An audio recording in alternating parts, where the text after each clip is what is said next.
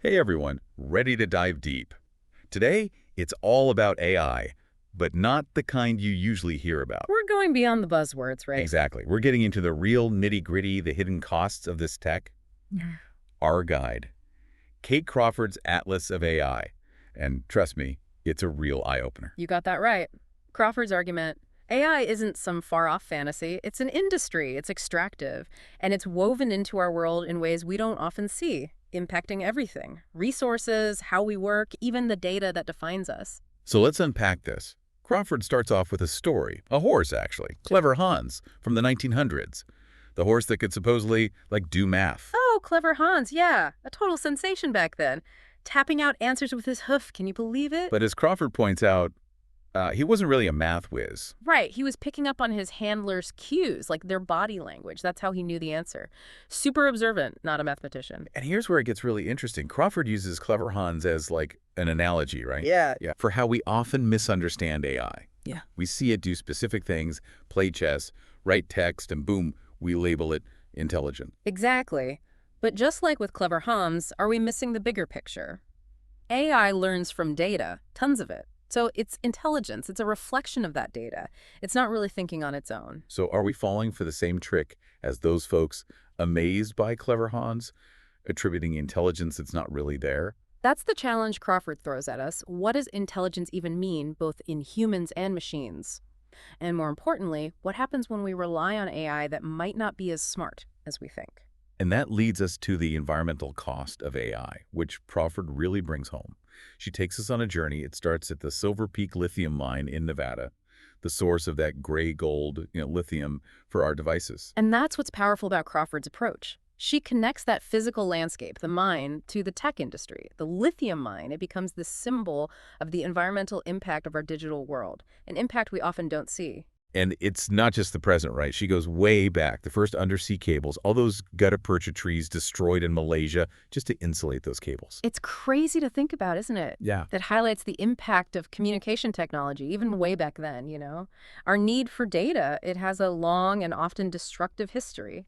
And then there's this, pretty disturbing image, a toxic lake in Inner Mongolia, a byproduct of rare earth mineral processing, which is essential for AI infrastructure. A chilling reminder of the hidden costs of AI's energy consumption. The industry wants to be seen as clean and sustainable, but Atlas of AI shows a different, more troubling reality. It's like this whole hidden infrastructure behind AI, powered by resources and processes that most of us don't even know about. Exactly. And Crawford argues we need to be aware of these costs, include them in our discussions about the future of AI. Now, shifting gears a bit, Crawford also explores the impact of AI on workers. She describes Amazon warehouses as being ruled by algorithms, where workers constantly have to adapt to this thing they call the matrix. Right. Amazon's internal AI system. It paints a very vivid picture of how algorithms are changing work. Workers are integrated into these systems where every move is tracked and optimized by AI. It sounds kind of dystopian, right? Well, Crawford connects this to a long history of trying to control and manage workers. She uses some fascinating historical examples. Like what? She talks about Samuel Bentham. Back in the 18th century, he designed these inspection houses for factory workers. Surveillance and control were the whole point. And then there's Charles Babbage, considered the father of computing, but obsessed with time management and workplace efficiency. And of course, Frederick Winslow Taylor, his whole scientific management thing, using stopwatches to break down work into tiny pieces, optimizing every movement. It's almost eerie how these historical figures foreshadow how AI is being used today. So are we just repeating the mistakes of the past with fancier technology? It's a question Crawford wants us to think about. And she argues that a lot of these AI systems, they create what she calls folktomation. Folktomation, that's a new one. Yeah, it means tasks that seem automated but actually involve a lot of hidden human labor. Content moderation, for example. So the AI might flag something as potentially problematic, but it's human moderators who make the final call. Exactly. And those moderators, they're working under a lot of pressure, exposed to some pretty disturbing stuff, and with little control over their work environment. So AI isn't just automating jobs away.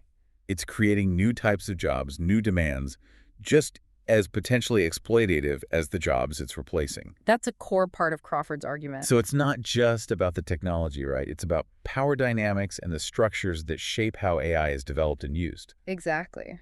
And that brings us to another crucial aspect, data. Data, yeah, the lifeblood of AI. But where does it all come from? And what happens when we use it to train these systems? Those are key questions Crawford tackles, and she starts in a surprising place. The NIST mugshot databases. Bug shots. How do those fit into AI? Well, these databases are full of photos taken by law enforcement, a lot of suspects, prisoners, and guess what? They're used to train facial recognition systems. So AI is learning to see the world, but through the lens of law enforcement, with all its biases and problems built in. Exactly. The data we use to train AI, it has a history, a context, and it often carries the biases and injustices of the systems that created it. It makes you think, right? The data we feed AI shapes how it understands and interacts with the world. Absolutely. Crawford takes us way back. Vannevar Bush, in 1945, he had this vision of machines that constantly need data. Insatiable hunger for data. Bush was a key figure in the Manhattan Project, right? It's interesting how his work influenced his thinking about technology and information. Yeah, it shows how the ideas of secrecy and control, the ones that shaped the atomic bomb, they've also influenced AI. And she talks about IBM's early work in speech recognition. They used transcripts from the Watergate hearings as training data. That's a pretty specific data set, right? Potentially biased. A perfect example of how the choices we make about data reflect power structures. AI, in this case, was being trained on the voices of powerful men caught up in political schemes. Not exactly a balanced view of human speech. Then there's ImageNet, a massive data set, super influential in computer vision.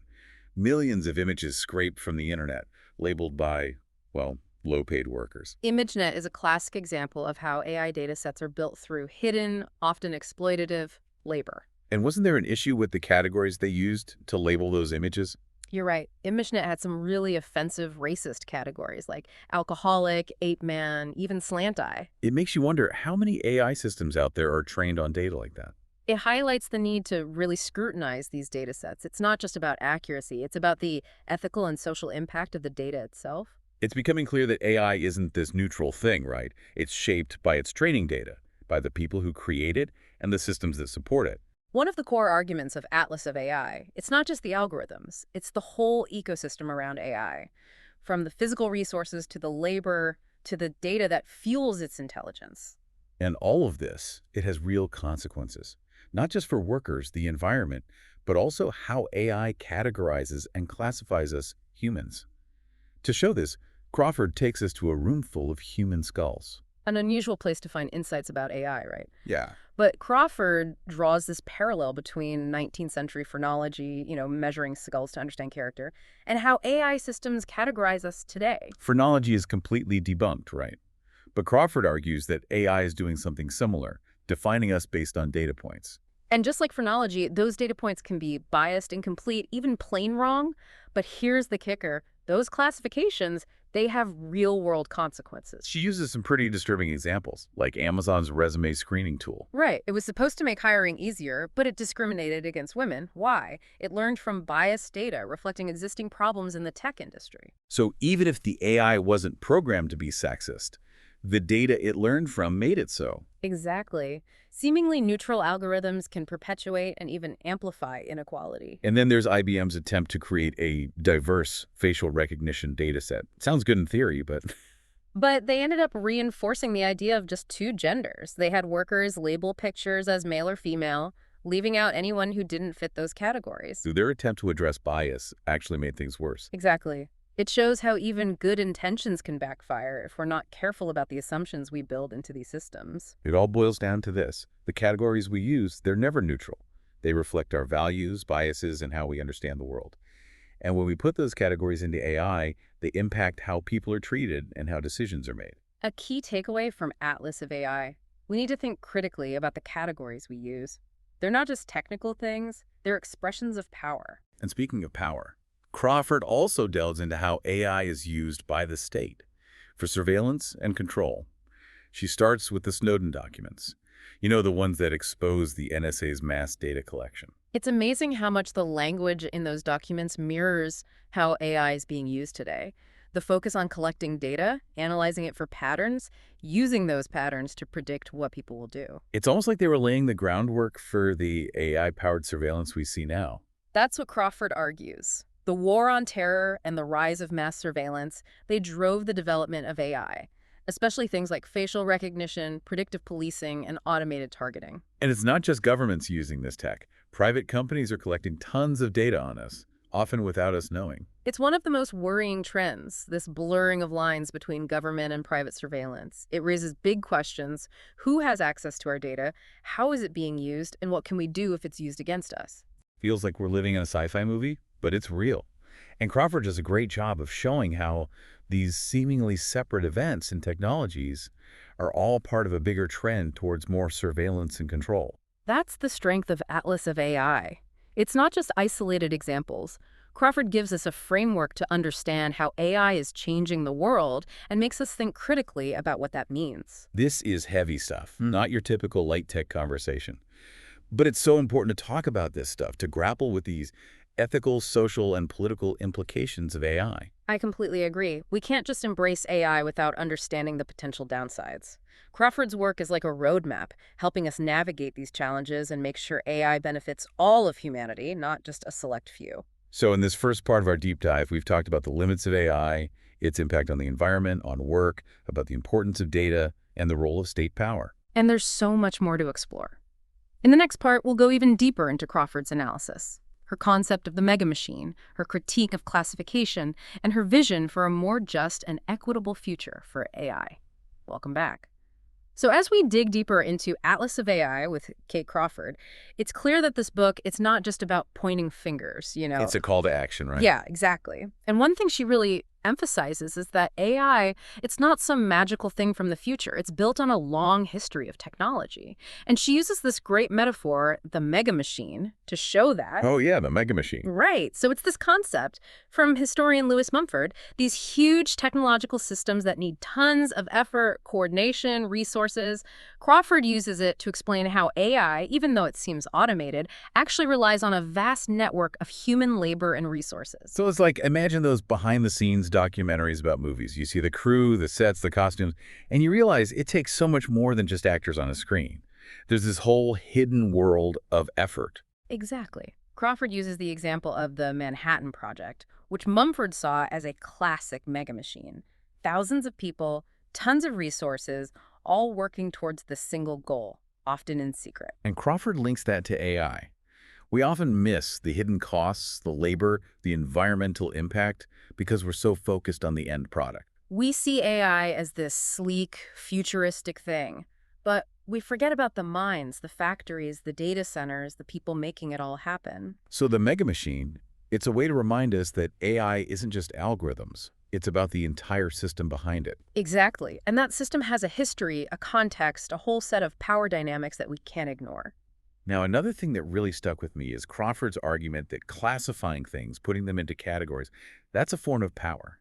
It sounds kind of abstract, but she explains it in a way that makes you realize how much it shapes our lives. Absolutely. She takes us back to that room full of skulls, remember? The ones used for phrenology. Oh yeah, where they tried to read your character from the bumps on your head? Crazy stuff. Right. And Crawford points out that AI often does something similar, defining people based on data points. And those data points, just like with phrenology, can be biased, incomplete, or just plain wrong. And those classifications have real-world consequences. Big time. She gives some scary examples, like Amazon's resume screening tool. Yeah, that one? It was meant to streamline hiring, but it ended up discriminating against women. Why? Because the data it learned from reflected the existing biases in the tech industry. So even though no one programmed the AI to be sexist, the data it was trained on made it act that way. Precisely. It shows how these algorithms, even though they seem neutral, can reinforce and even amplify the inequalities that already exist. And then there's the example of IBM trying to create a diverse facial recognition data set, which sounds like a good thing, but it ended up reinforcing the idea that there are only two genders. They had workers label photos as male or female, excluding anyone who didn't fit neatly into those boxes. so their attempt to be more inclusive actually just reinforced a limited way of thinking about gender. Exactly. Even when we try to do the right thing, it can backfire if we're not super careful about the assumptions we're building into these systems. So it all comes down to this. The categories we use, They're never neutral. They show our values, our biases, how we understand the world. Mm. And when we bake those categories into AI, they have a real impact on how people are treated, how decisions are made. A key takeaway from Atlas of AI right there. We have to be more critical about the categories we use. They're not just technical things, they are expressions of power. Now, when it comes to power, one area where things get really serious is how the state uses AI, particularly for surveillance and control. And Crawford points right back to those Snowden revelations. It's chilling, really, how much the language in those documents mirrors how AI is used today. This focus on gathering massive amounts of data, analyzing it for patterns, and then using those patterns to predict and control what people do. It's almost as if they laid out a blueprint for the kind of AI-powered surveillance we see everywhere now. And that's Crawford's argument. The war on terror and the rise of mass surveillance, they were driving forces behind AI development, especially in things like facial recognition, predictive policing, and automated targeting. And it's not just governments using this stuff anymore. Private companies are collecting tons of data on us, often without us even knowing. It's one of the scariest trends, this blurring of lines between government and private surveillance. Raises some big questions. Who has access to our data? How are they using it? And what can we do if it's used against us? It does feel kind of like we're living in some sci-fi dystopia, but this is the reality. And Crawford connects the dots between all these different events and technologies, showing how it's all part of a larger push towards more surveillance and control. That's what makes Atlas of AI so powerful, you know? It's not just a bunch of isolated stories. Crawford provides a framework to understand how AI is changing the world, forcing us to think critically about what that means for all of us. Now, earlier we talked about photomation, that whole idea that a lot of systems that seem automated actually depend on a lot of hidden human labor. Content moderation is a great example. Exactly. We often think of content moderation as being done by AI, but there's actually a whole army of people out there sifting through the worst of the internet, deciding what gets taken down and what stays up. And that work can be super traumatic, right? They're constantly exposed to disturbing and offensive stuff. Absolutely. And they're under immense pressure to keep up with the workload, constantly being monitored themselves. It's a clear example of how the drive for efficiency and profit often comes at the expense of human well-being. Crawford's analysis of photomation really exposes the dark side of the AI industry, making us question all those assumptions we have about automation. So it's not just about replacing human workers with robots. It's about creating new forms of work that can be just as demanding and exploitative as the jobs they're supposedly getting rid of. You got it. We need to be much more critical of the whole narrative around AI and ask ourselves who really benefits from these technologies and who pays the price. Those are some big questions, and Atlas of AI gives us the tools we need to start trying to answer them. And to think about the future of AI and how we want to shape it. Now, something that blew my mind was how Crawford connects things that seem totally unrelated. Like, she talks about the early days of speech recognition at IBM. You mean how they use transcripts from the Watergate hearings to train their system? Yeah. Talk about a specific and potentially biased data set. Right. It just goes to show how the choices we make about data reflect and can even reinforce existing power structures. It really makes you wonder what kind of biases are baked into the AI systems we use every day without even thinking about it. A question we should all be asking. Crawford's book encourages us to be more aware of where our data comes from and how it's being used. She also talks about this massive project called the Penn Tree Bank Project. Oh yeah, that one was huge. They were trying to create this database of text that could be used to train those natural language processing systems. And they pulled from all sorts of sources, from Department of Energy abstracts to Dow Jones Newswire articles to reports on terrorist activity in South America. It's amazing how much work goes into making the data sets that power AI. And it really highlights how much those choices about what data to use can shape how AI systems see the world. Absolutely. Crawford's analysis of these projects reveals the hidden labor, the sometimes surprising sources of data, and the potential biases that can end up embedded in AI systems. And she doesn't just stick to the technical stuff. She brings in these social and cultural perspectives, too. Like, she talks about the sociologist Judy Watchman. Oh yeah, Watchman argues that the Silicon Valley elite, with their crazy long hours and obsession with productivity, are creating technologies that reflect their own values, their own workaholic culture. And then those technologies are used to manage and control workers in totally different environments, leading to unrealistic expectations and this feeling of being constantly watched.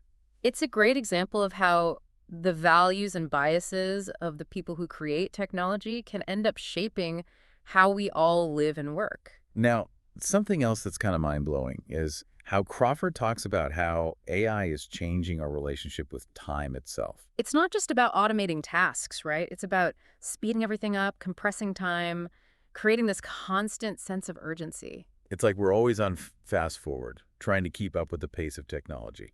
And that can be exhausting. It can lead to burnout, this feeling of always being behind. For sure. Crawford also digs into the world of effect recognition technology. Oh, yeah, that whole quest to build machines that can read our emotions. It's being used everywhere, from marketing to hiring to law enforcement. But Crawford is pretty skeptical about it. Rightfully so, I think. She argues it's based on flawed science and has the potential to be used in really discriminatory and manipulative ways. Reducing human emotions to a set of data points just feels wrong. Yeah. It's like trying to understand a symphony by analyzing the frequencies of each note. You're missing the emotional impact, the artistry, the human experience. Exactly. Crawford's critique of affect recognition reminds us that we can't just assume that machines can understand the complexity of human emotion. Atlas of AI really makes you think, that's for sure. It's challenging, insightful, and incredibly relevant to the world we live in. It's a book that I think everyone should read, especially anyone interested in technology, society, and the future. All right, we're back, wrapping up our deep dive into Atlas of AI. In the last two parts, we've been with Kate Crawford, exploring her argument that AI, it's an extractive industry, deeply impacting, well, everything. The earth, labor, data. But where does this all lead us? What about the future? Well, in the last part of her book, Crawford takes us on this journey. It ties everything together. She describes going from a lithium mine in Nevada straight to, get this, Bezos's Blue Origin launch site. Let's talk about a contrast, huh? From the raw materials of AI to, like, space exploration dreams. Exactly. And Crawford's point is, this journey, it shows something concerning. The same logic of extraction, the one that shaped our planet, it's now being aimed at space. So we're not just talking about exploiting Earth's resources. Now it's about finding new places to exploit, even if we leave a messed up planet behind. That's the worry, right?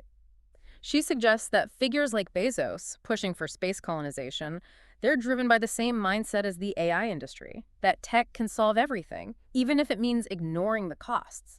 Social, environmental, the whole picture. Like just kicking the problem down the road. Instead of fixing what we've done here, we just find a new place to start over. Yeah, you could see it that way.